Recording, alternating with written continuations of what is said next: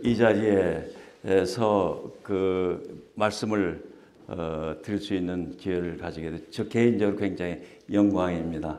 특히 우리 대한민국의 지성을 대표하는 지성을 대표한 게 아니라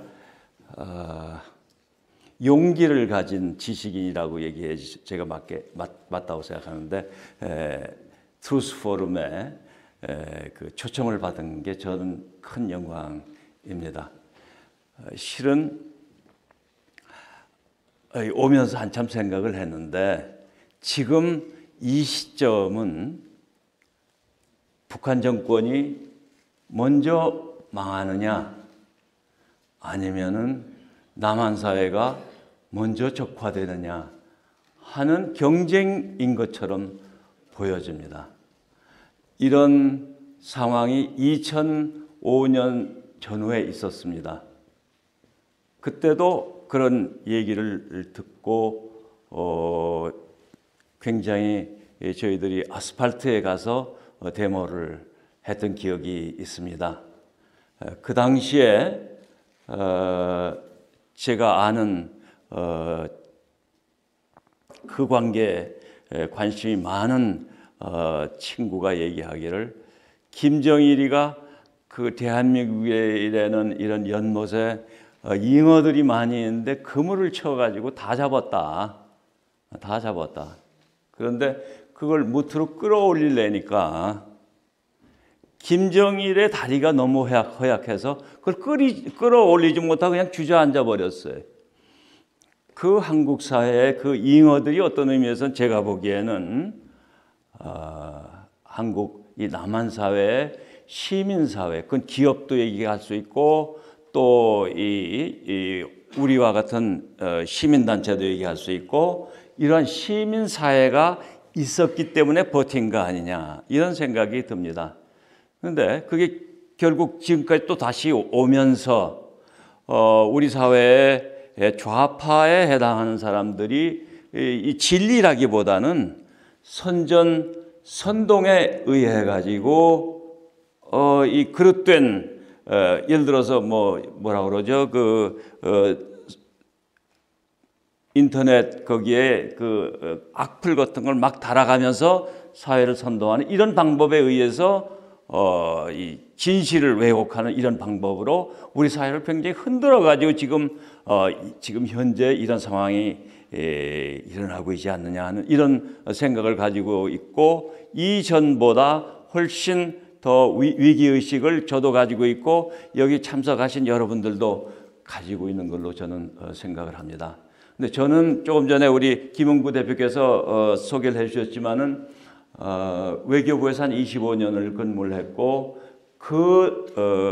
근무하는 중에 88 올림픽도 있고 그래가지고 제가 공산권 외교관하고 실질적인 대화를 가장 먼저 한 사람 중에 하나였습니다.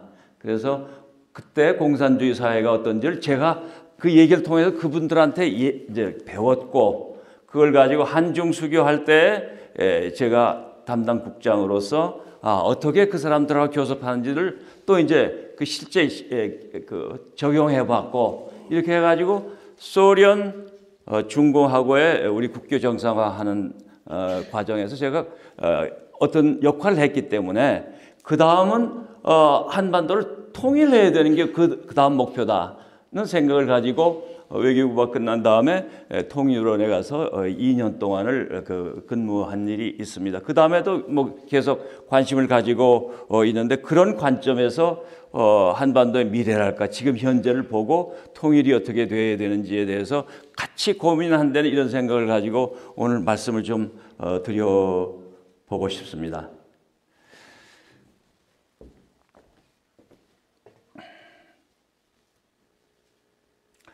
제가 오늘 여기 오면서 서울대학교 기숙사 조금 전에 들어오는데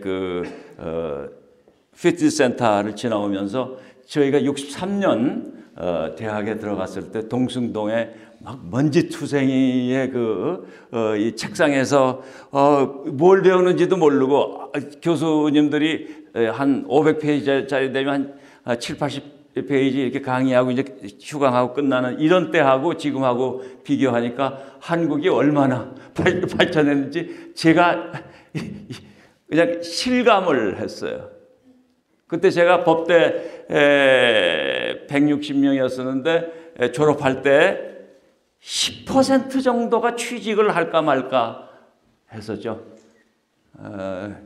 10% 정도가 취직, 농협, 대한중석 뭐 이런 데 들어가는 게 겨우 취직됐다고 하는 이런 적이 있었는데 그때하고 지금 비교하면 물론 지금도 취직하는 굉장히 어렵습니다만은 정말 그 상전벽해가 됐다는 생각이 듭니다. 잘 아시겠지만은 지금 전 세계에서는 제조업을 할 수 있는 나라가 4나라인데 우리나라가 거기 들어가고 일본, 독일, 중국이죠. 영국은 이미 졸업해서 제조업은 거의 안 하는 거고 인도나 이런 데 다 보냈고 미국도 마찬가지로 제조업이 굉장히 이제 다 쇠퇴해 나갔었는데 요즘 이제 다시 부활시킨다고 하는 얘기가 있습니다만은 하여튼 전 세계에서 제조업을 할 수 있는 4나라 중에 하나고 수출이 작년 기준으로 우리가 6번째 나라가 된 거죠. 금년이면 수출만 해도 5번째가 될 거라는 기사가 오늘 있었습니다. 그러한 큰 변화가 한국에선 있었죠. 근데 이 한국 사회의 지금 문제는 진실, 진리 이걸 기반으로 하는 대화라든지 합리적인 토론 이거라기보다는 떼쓰기 문화가 언젠가 아주 그냥 전 사회를 뒤엎어 가지고 때를 쓰면은 뭐든지 다 되는 이런 사회가 됐고 이것이 지금 커다란 병폐이기도 하고 사회적인 문제의 핵심이라고 저는 생각을 합니다. 통일 문제도 마찬가지가 아닌가 하는 이런 생각이 드는데 어떻든지 간에 우리 세대, 우리 다음 세대 정도에는 통일은 돼야 된다는 이런 생각을 가지고 그거에 대해서 적극적인 준비를 해야 되겠다 이런 생각을 가지고 저희들은 아는 사람들한테 그걸 전달하려고 노력을 하고 있습니다. 한국하고 비교해서 북한의 경제가 72년까지는 북한 경제가 우리보다 나았었는데 그 이후에 쇠퇴 일로를 겪었고 북한의 첫 번째 가장 험악한 아주 굉장히 심각한 위기는 1989년, 90년이었었습니다. 첫 번째 위기 때였습니다. 그때 잘 아시지만은 89년 6월 달에 폴란드에서 바웬사의 솔리데리티라는 그룹이 노동운동을 하던 그룹이 정치운동을 해서 선거에서 공산당 정권을 무너뜨렸고 6개월 안에 동유럽의 국가들은 전부 다 그 공산 정권이 무너졌죠. 그게 이제 동유럽의 냉전 체제가 해소되고 공산주의가 망하고 소련조차도 91년 말에 해체가 됐습니다. 그러니까 북한을 지원하던 공산권, 특히 종주국인 소련으로부터의 원조가 다 없어지니까 북한은 정말 심각한 위기가 됐었죠. 그때 제가 보기에는 이제 김일성과 김정일은 외부에서 정보가 북한으로 들어가 버리면은 그러면 소낙비에 담이 무너지듯이 북한 체제가 망한다. 그렇기 때문에 외부의 정보가 절대 들어가지 않도록 철저하게 정보 통제를 했고, 그 다음에 잘 아시지만은 이 포갑 정치를 더 강화했습니다.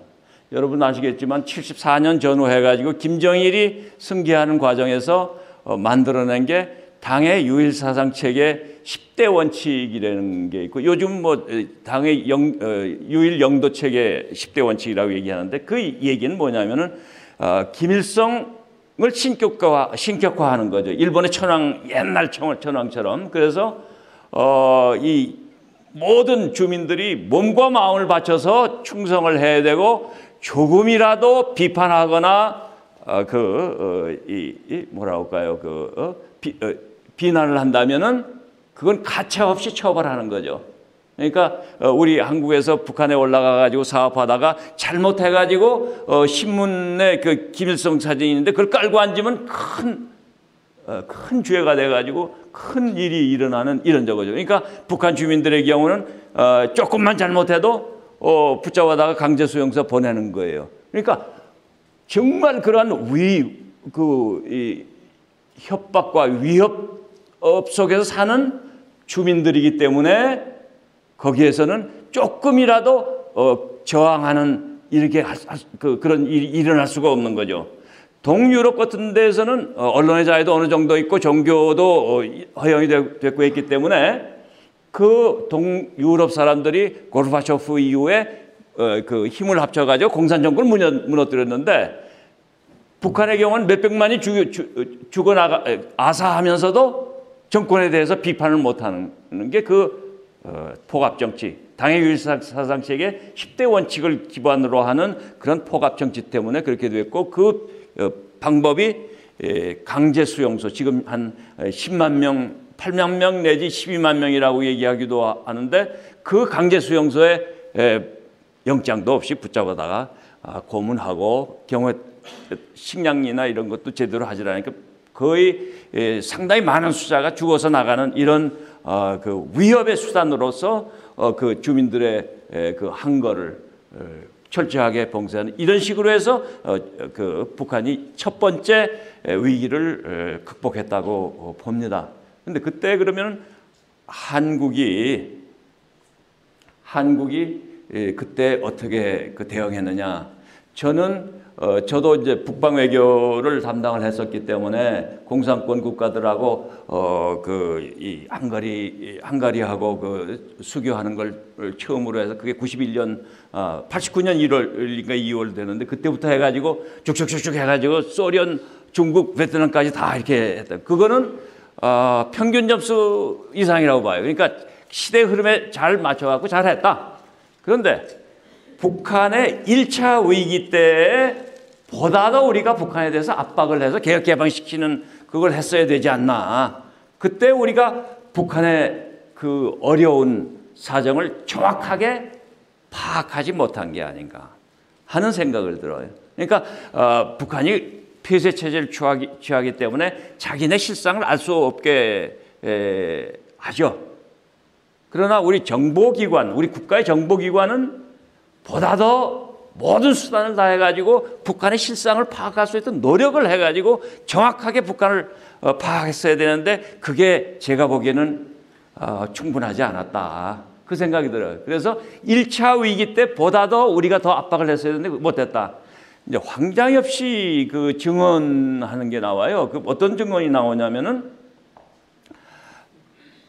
북한의 김일성이가 이제 그 동유럽이 망하는 걸 보고 유화 정책을 취하기 시작합니다. 그래서 남북 적십자 회담도 하고 또 총리 회담도 하고 이런 식으로 해서 막 빈번하게 회의를 해가지고 91년 12월 13일 날 연영묵이 내려와서 남북 기본 합의서를 서명을 하고 그해 말에 그 한반도 비핵화 합의를 하게 되는 거죠.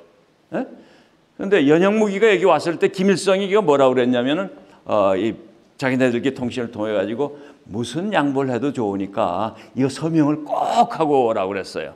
그래서 13일 날 12월 13일 날 서명을 하고 김일성이가 또 뭐라고 그랬냐면 잘했다고 그 개성에서 평양으로 기차를 타고 가려면은 기차가 한 40km 정도 속도로 간대요. 너무 빨리 가면 탈선하니까. 그러니까 개성에서 평양까지 가는 것만 해도 4시간이 걸리니까 그러니까 그렇게 하지 말고 헬리콥터를 보낼 테니까 대표단이 헬리콥터 타고 오라고. 그래서 헬리콥터를 타고 갔더니 저녁 때 목란각인가 하는 거기에서 환영 만찬을 아주 크게 열었답니다. 그런데 그때 이제 황장엽 씨 증언입니다. 그 김일성이 정말 그 감격을 해가지고 이 동무들, 이 대표단 연영부를 비롯한 동무들이 정말 잘해가지고 조국을 구했다. 그렇게 치하를 했다는 거예요. 예? 그렇게 치하했다는 거예요. 그 기본 합의서에 서명할 때 그 기본 합의서를 지킬 생각은 하나도 없었던 거예요. 예? 하나도 없었던 거예요. 비핵화 합의한 거 지킬 생각 하나도 없었던 거예요. 잘 속인 거죠. 무슨 말인지 알겠어요? 그런데 그 당시에 우리 한국 대표단들이 지금까지 전혀 그동안에 교섭하면서 말도 안 듣고 그냥 고집만 피우던 북한 대표들이 우리가 얘기하는 걸 다 잘 받아줬는데 우리가 설득을 잘해서 저분들이 저렇게 다 사인을 했다고 해서 정말 전부 다 만세를 불렀어요. 거의 다가 만세를 부르고 이제 곧 통일된다 이렇게 된 거예요. 그 대표단들이 여기서도 했지만 북한에 갈 때에는 전동차 타고 갈 때 우리 대표나 부대표 타면은 북한의 안내원 동무가 둘이만 앉아서 4시간씩 가는 거예요. 그러면 소쿠리 비행기를 태워가지고 이것만 하면 이제 너는 곧 통일되면 너는 차관했으면 장관할 거고 이런 식으로 해서 막 이렇게 해가지고 들떠 있었던 사람들이 그렇게 좋아했고 우리가 설득한 결과로 이렇게 됐다는데 김일성은 서명했을 때 그걸 지킬 생각은 눈꼽만것도 없었던 거예요. 그러니까 제가 보기에는 그거는 김일성의 일하는 부처님 손바닥에서 한국 대표들이 손오공처럼 한 거 아닌가. 지금 반성하자면 그렇게 봐야 된다. 그때 더 압박을 해서 개방하는 방향으로 더 밀어붙였어야 한다. 그 생각이 저는 듭니다. 그래서 이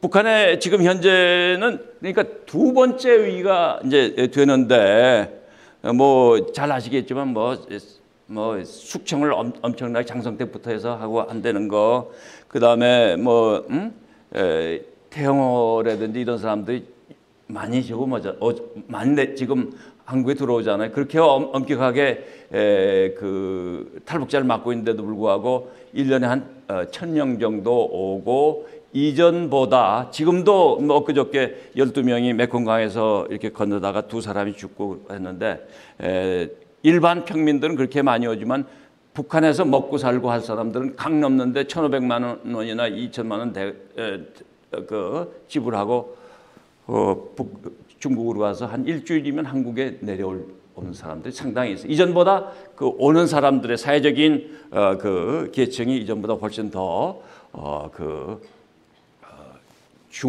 중견 계층의 사람들이 지금 많이 내려오고 있는 거죠. 지금 현재 북한 경제는 20여 년간 실질적으로 마이너스 성장을 하고 있는 거죠. 지금 한 3, 4년 동안 1% 성장을 하는데 그것은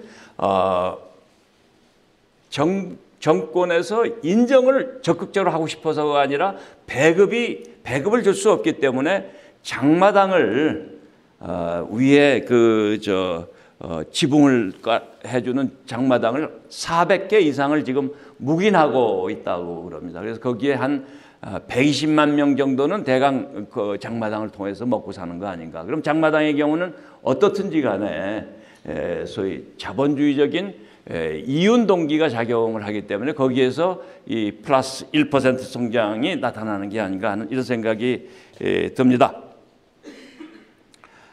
지금 현재 몇 년 전부터 북한 자체는 굉장히 지금 제재받는 거 이외에도 상당히 경제는 취약한 걸로 지금 보고 있는 거죠. 그래서 이코노미스트나 이런 IIS라는 영국의 이런 연구기관들에서는 북한이 문제가 심각하기 때문에 남한이 그거에 대해 적극적으로 대비하는 게 좋겠다. 그래서 제가 이제 그 박근혜 정부 때는 통일준비위원회라든지 이런 이 위원회를 해가지고 여러 가지 가능성에 대해서 그동안에 우리가 그냥 가만히 있고 소극적으로 수동적으로 하는 것보다 좀 더 능동적인 그런 그 연구들을 하는 게 좋겠다 해서 그거 한 일은 있었습니다. 그래서 지금 국제사회에서도 이 북한에 대해서는 이 문제가 많고 취약해진다는 것은 여러 그 기관이 그 경고를 지금 해주고 있습니다.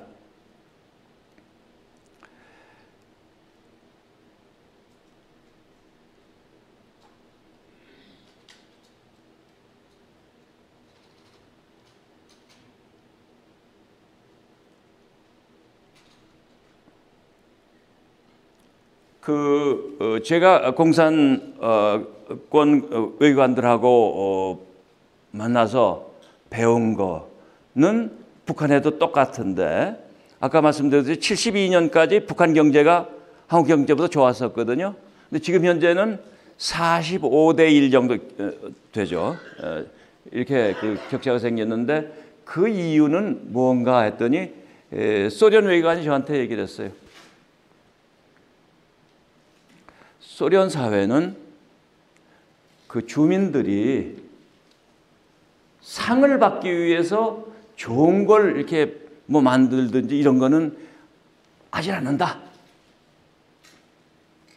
상을 받는 게 중요한 게 아니라 책임을 져서 벌을 받지 않는 게 더 중요하다 이거예요. 벌을 받지 않는 거. 제가 이제 그 소련 외교관 만나서 올림픽도 잘 되고 그러니까 그 한국이 이렇게 잘 살고 잘 산다기보다 좀 괜찮고 소련도 그러니까 우리 협력하면 좋습니다. 이런 식의 얘기를 하면서 얘기하는 건 한수 수교하자는 얘기하는 거 아니에요? 그렇게 하니까 근데 그때 그 주일 대사관에 정치 담당 참사관이었어요.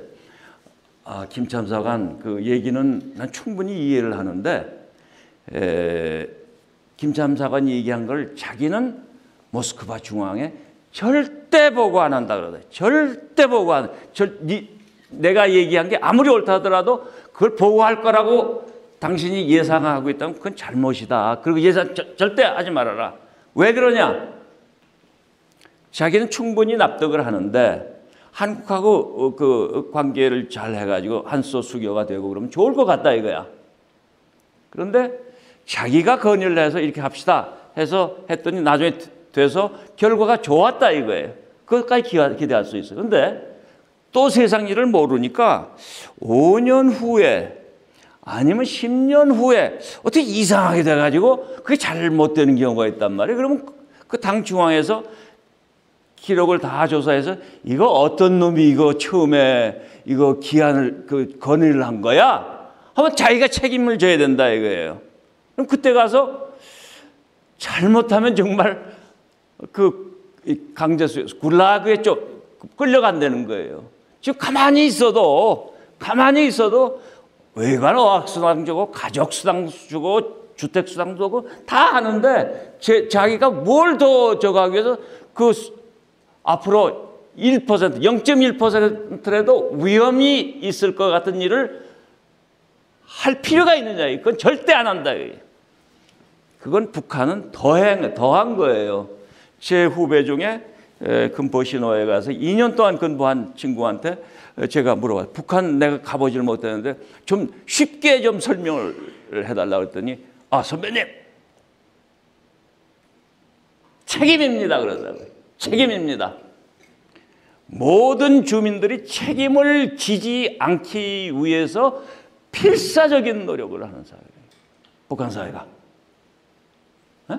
일을 잘해서 이익을 남기고 뭐 무슨 좋은 건의를 하는 사회가 아니고 혹시라도 내가 책임질까 봐.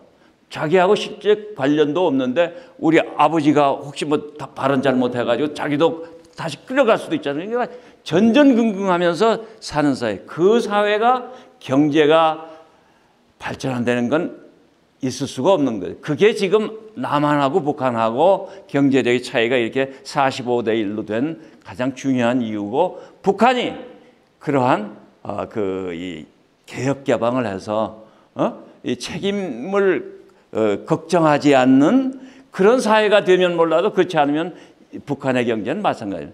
그러니까 핵이나 이런 거 해가지고 협박 공갈을 해가지고 돈을 대량 원조를 받아내는 협박 공갈을 하는 수밖에 다른 방법 없어요. 사회 자체가 생산이 늘어나고 이런 거는 기대하기 어려운 거죠. 그게 그 공산주의가 망한 이유죠. 70년, 그러니까 1917년 볼셰비키 혁명이 된 후에 이상은 얼마나 좋아요. 모든 개인들이 자기 능력껏 일하고 그리고 필요한 만큼 쓰게 하는 이상적인 사회를 만들고 싶어 했죠. 근데 실제 그건 인간이 그 석가모니나 무슨 예수님이나 이런 아주 정말 훌륭한 사람들은 우리 지구상에 정말 거의 없다고 보죠. 다 개인 욕심이 있는 거 아니에요. 특히 공산당은 물론이고 관료들은 그렇습니다. 저는 외교부에서 오래 있었지만 그거는 그 권한이 거의 없는데도 불구하고 관료들은 자기 편하게 이래요. 내가 정말 대학교 졸업할 때 국가 민족을 위해서 일한다고 하면서 관료가 됐음에도 불구하고 가서 일을 하는데 게을러지잖아요. 내 고객에게 입장에서 생각을 하는 게 아니라 내가 편한 대로 하는, 내가 편한 시간에 오라고 그러는 거예요. 고객의 편한 시간에 가서 해주는 게 아니고. 그러니까 이 권력을 조금이라도 가진 사람의 경우는 자기 편하게 일하는 거고, 공산주의의 소위 볼셰비키에 의해서 만드는 러시아의 경우에 공산당은 그 주민 이익을 대변하고 보호하는 보호자라고 자처했음에도 불구하고 결국 혁명 열기가 식어버리니까 완전히 그거는 국민들을 억압하는 가장 나쁜 조직이 돼버리는 거죠. 그러니까 뭐 배급하는데 자기가 팬들에게 잘하면은 내 친구한테 더 많이 가게 되는 거 아니에요. 그런 짓들을 관료 사회에서는 하게 되고, 가장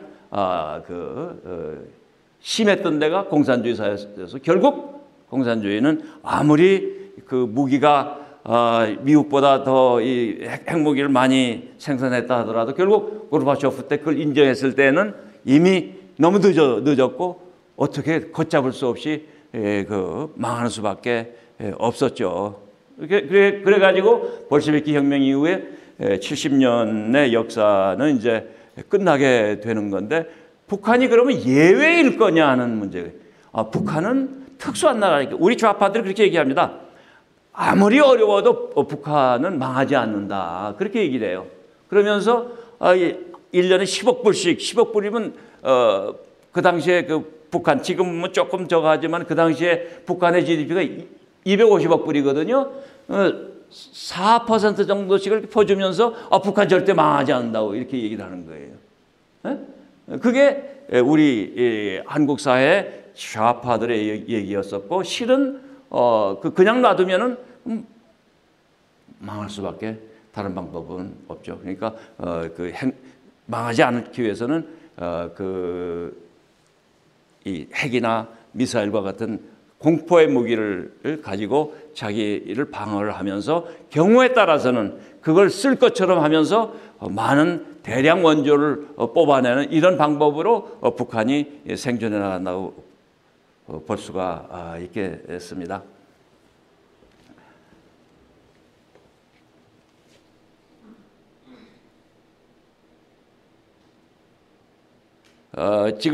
그래서 지금 현재 무기된 측면에서는 핵실험을 6번 했고, 문재인 정부 이후에도 북한의 탄도미사일 실험을 11번이나 했군요. 이런 식으로 해서 지금 소위 미국이나 한국이 보기에 뭐 우리는 레드라인을 안 넘어갔다고 보는데 거의 다 지금 레드라인 넘었다고 보는 게 맞겠죠. 북한이 협박을 해서 돈을 뜯어내는 방법을 하나 보여드리겠습니다. 이게 1999년 6월 27일자 노동신문에 났는데 북한에서는 김대중 대통령을 굉장히 환영하고 굉장히 좋아할 걸로 생각했는데 그게 이 노동신문의 기사라기보다는 김대중을 비난하는 한민통인가 하는 거기에 고발 광고예요. 거기에 김대중 역도의 부정부패 행위를 고발한다 이렇게 난 거예요. 그건 왜 그러냐면 98년 2월 25일 날 김대중 대통령이 취임을 하고 조금 지나면서 임동원 특보인지 이 양반이 곧 남북 간에 좋은 소식이 있을 겁니다. 정상회담 할 겁니다. 뭐 이런 식으로 얘기를 하는데 그게 안 되는 거예요. 계속 안 되는 거예요. 그러더니 98년에 되는데 99년이 돼도 안 되는 거예요. 근데 99년 6월 27일자에 보면 이렇게 나오는 거예요. 김대중 역도의 죄악상을 고발한다. 내용은 이런 나쁜 짓을 해서 나쁜 재산이 한 4천억 내지 5천억 있다 하고 이렇게 욕을 하는 겁니다. 이 얘기는 정보적인 차원에서 보면 남한 정부 보고 돈 달라고 지금 협박하는 겁니다. 그러니까 결국은 2000년 6월 10 원래 12일 날 했던 건데 13일, 15일까지 남북 정상회담 할 때 실은 4억 5천만 불인지 5 플러스 또 이제 다른 돈 뭐 이런 식으로 해서 대량의 경제 지원을 북한이 뜯어간 거죠. 그런 방법으로 북한은 대량 지원을 뜯어가는 방법 가지고 정권의 연장에 이용한 거죠. 그것이 북한 주민들의 생활, 민생이나 그거에는 전혀 상관이 없이 정권의 연장을 위해서 그건 썼다고 볼 수 있는 거죠. 그게 북한이 대량 원조를 얻어가는 그런 전형적인 방법 중에 하나입니다. 조금 전에 말씀드렸는데 이 1차 위기 때 90년대 한국은 대북 정보가 부족했고 소극적으로 대응했다. 그리고 또 그 이후에 한국 사회의 혼돈, 이거 일종의 선전선동이었다고 하는데 북한이 얘기하는 건 우리 민족끼리라는 구호를 굉장히 강하게 얘기하고 지금도 많이 얘기를 하고 있죠. 이전보다는 심하지 않지만 우리 민족끼리라는 거는 외세, 미국, 일본하고 이게 그 관계를 멀리하려는 그런 어법인 거죠. 이런 과정에서 우리 한국의 좌파들은 우리 민족끼리라는 걸 굉장히 저항하는데, 북한 주민들 몇백만 명을 굶어 죽이면서 그런 정권이 민족이라는 의미는 자기 핵심 계층 중심으로의 민족을 얘기하는 거지 못 산다기보다 적대 계층 사람까지 포함하는 건 아니죠. 그 민족은 아무 의미 없는 이데올로기적인 민족이라고 밖에 볼 수가 없는 거죠. 근데 그런 과정에서 이제 한국 사회 선전선동의 가장 대표적인 게 통일 비용이 엄청나게 많이 든다. 남쪽까지도 망한다. 이렇게 얘기하죠. 특히 이제 일부 좌파 선생들은 아이들한테 통일되면은 북쪽에 거지 같은 친구들이 내려와서 너희들도 먹을 것도 없어진다. 그렇게 해가지고 아이들한테 통일에 대해서 굉장히 좀 이렇게 두려워한다고 그럴까? 어렵게 하는 이런 선전선동을 많이 했었죠. 그래서 햇볕정책 10년간의 통일에 대한 특히 청소년들의 의식 구조를 보면은 한 18% 정도가 내려가요. 그 전에 햇볕정책 시작하기 전에 통일에 대해서 긍정적인 인식이 한 86%를 하다가 햇볕정책 10년이 지나면은 특히 청소년층에서 통일 필요 없어 하는 그 생각이 18%가 더 늘어나는 겁니다. 그러니까 이 소위 그 근거는 통일되면은 우리도 부족한데 그 북한 동포들 지원하느라고 우리 다 같이 망한다. 우리 경제가 다 망한다. 이런 식으로 얘기를 한 거죠. 통일 비용이 분단 비용보다 훨씬 크다고 얘기를 했고, 따라서 통일을 안 하는 게 좋다는 그런 그 사회적인 그 인식을 자꾸 이렇게 선전선동으로 했었는데, 저하고 통일원에 있던 지금 죽은 경제학자가 그거 그렇지 않다. 통일 비용보다 분단 비용이 5년, 10년을 계산을 하면 분단 비용이 훨씬 더 크다. 그 얘기는 분단 비용은 통일 이익으로 볼 수 있죠. 그러니까 처음에 단기간은 여러 가지 급변 사태랄까 이런 의미에서 비용이 많이 들어가는 건 사실이지만 5년, 10년 가면은 그 이익이 훨씬 크죠. 그거는 독일의 경우에 그게 증명이 됐죠. 독일이 1990년에 통일이 되고 15년이 되니까 통일된 독일의 경제가 정상화가 됐습니다. 그래서 지금 현재 메르켈 독일이 유럽에서 가장 강한 경제를 갖고 있지 않습니까?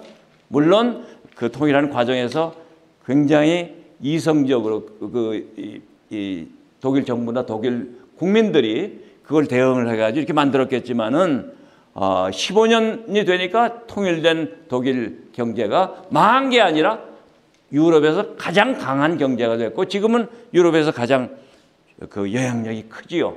뭐 그리스에서 재정 파탄이 났을 때 메르켈 독일 정부가 이걸 어떻게 할 건지 결정하지 않습니까? 독일이 그만큼 강해진 거예요. 그래서 제가 그 당시에 여기 주한 대사한테 물어봤어요. 한국이 통일되면은 한국 경제가 통일된 한반도의 경제가 정상화되는데 얼마나 걸리겠습니까? 했더니 그분 얘기는 독일은 처음 해봤는데 시행착오도 있었다. 그런데 한국 사람이 정말 현명해가지고 독일이 그 했던 시행착오 잘못한 거 이걸 좀 감안해가면서 잘 대응하면은 독일보다 절반의 시간이면은 절반의 그 횟수가 지나면은 한반도 경제가 정상화될 거다는 이런 얘기를 하더라고요. 그래서 지금 현재는 이론상 경제 이론상 통일이 될 경우에 그 통일 비용보다는 통일 이익이 많다는 것은 그거는 이제 증명이 됐습니다. 그럼에도 불구하고 지금도 가끔 통일 비용이 너무 많기 때문에 통일을 할 필요 없다 하고 얘기하는 사람들이 많이 있죠. 특히 최근에 와서는 통일이라는 얘기보다는 평화라는 단어를 훨씬 더 많이 쓰는데, 그런 사람들은 대부분 이 통일을 빨리 하고 싶어 하지 않고, 통일이 된다 하더라도 연방제 통일이죠. 그러니까 정권은 그냥 살려두고 그 연방제로 해가지고 정권이 유지될 수 있도록 하자는 그런 통일을 염두에 두고 있지 않나 이런 생각이 듭니다.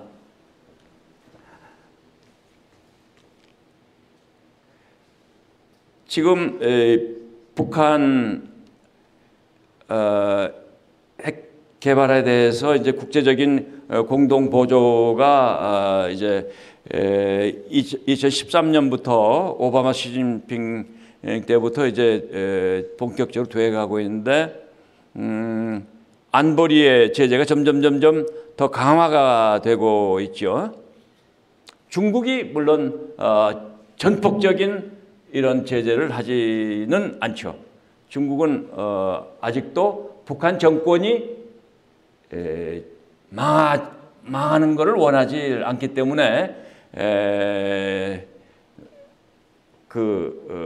북한 정권이 생존할 수 있는 석유 그리고 식량 이런 것들은 알게 모르게 북한으로 들어가도록 지금까지 해왔습니다.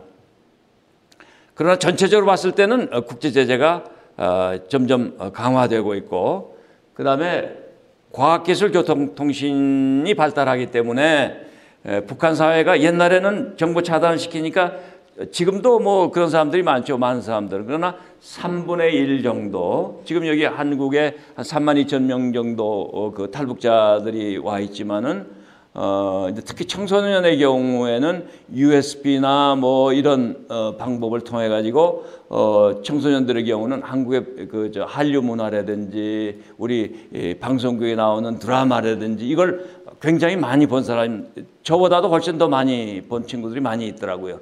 특히 국경 지방의 경우는 많이 있고, 또 여기 탈북자들이 여기서 뭐 알바이트해서 돈을 벌든지 하다가 자기 조카하고 전화를 하면은 그 조카가 지금 돈 좀 보내달라고 그러면은 돈 벌어가지고 이렇게 북한에 브로커 통해 가지고 보내면은 뭐 제가 듣기로는 한 3할 정도를 이제 그 커미션으로 주고 그걸 전달한다는 거죠. 특히 이제 국경 지방의 경우는 브로커가 전달하면서 이제 그 중국 전화 가지고 받는 사람하고 통화를 하게 해주니까, 그러니까 이 북한에서도 이제 3분의 1 정도는 남한 사정을 이제는 좀 안다고 그래요. 근데 태영공사 말씀하시는 거 보면은 한 3분의 2 정도, 3분의 2 정도가 남한 사정을 정확하게 알게 되면은 북한 정권은 유지하기가 굉장히 힘들지 않겠냐. 보다도 남한 사회에서 USB라든지 그 방송이든지 이런 그 방법을 통해서 북한의 객관적 사실들이 많이 들어가도록 노력을 하자 하는 얘기예요. 심한 경우에 요즘도 신문에 보면은 북한의 목선이 표류하는데 시체가 어부들이 있는 그 어선들이 일본 해안으로 많이 간다고 그러는데 일기예보도 비밀에 해당하기 때문에 북한 방송은 그걸 잘 안 한다는 얘기를 들었어요. 그래서 실은 북한의 어부들이 그 조업을 하러 갈 때는 일본 방송이나 한국 방송을 듣고 내일 일기예보를 그 확인하고 나와야 된다는 그런 얘기들 듣고 있습니다. 그래서 그런 의미에서 이 바깥에서 북한 사회에다가 많은 정보를 유입하는데 과학기술이 발전했기 때문에 이전보다는 조금 더 쉬워졌다 이런 생각이 듭니다. 그 다음에 이제 그 국제사회에서 북한 인권에 대한 압박이 이전보다 훨씬 더 심해졌죠. 여러분 아시겠지만은 저도 2012년에 박선영 의원하고 그 당시엔 중국 대사관 저쪽 그 효자동 근처에 있었는데 거기에 가가지고 우리 탈북자들을 강제 북송시키지 말아달라 하고 그 호소하는 데모를 했었고, 실은 저는 한중 수교할 때 담당 국장이었기 때문에 굉장히 그 친구들도 많기 때문에 그런 거 하면 안 되죠. 보통 외교 저거 하면. 그러나 우리 북한 동포들이 잡혀서 강제 송환되면은 심한 경우에는 공개 처형까지 당하잖아요. 그걸 우리가 묵인하는 거는 하나의 인간으로서 그건 좀 비겁한 일이라는 생각이 들고, 그래서 박선영 의원이 12일간 단식하고 그럴 때 우리도 같이 하고 이런 일을 했었는데, 그런 게 주요를 해서 과거에는 북한 인권의 이 침해, 유린 상황이 그냥 알만한 인권운동가만 알았었는데, 이제는 외국의 CNN이라든지 뭐 무슨 NHK라든지 이런 데를 통해 가지고 북한 인권 참상이 어떻다는 걸 이제 상식처럼 다 알게 된 거예요. 상식처럼. 그래서 2013년에 제네바의 인권 위원회에서 그동안에는 스페셜 특별 조사관 한 사람이 북한 인권에 대해서 파악하고 조사하고 리포트를 내던 거를 이제 조사위원회 Commission of Inquiry COI라는 거를 하나 만들어서 전 세계적으로 유명한 법률가들 그 세 사람을 위촉을 했습니다. 호주의 마이클 커비라는 대법관 하시던 분, 그 다음에 인도네시아에서 수하르토를 기소했던 검찰총장, 그 사람이 마르주키 다루스만이 된 사람이 그분하고, 또 불가리아의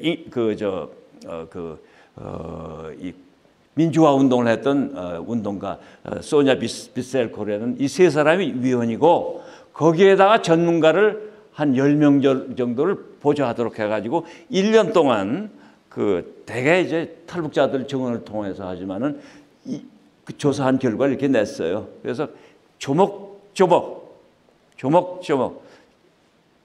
제일 저거한 건 우리 좌파들이 국회의원 북한의 먹는 문제를 해결하기 전에는 인권 문제를 얘기하지 말자 하는 게 한국 좌파의 정치인들이었습니다.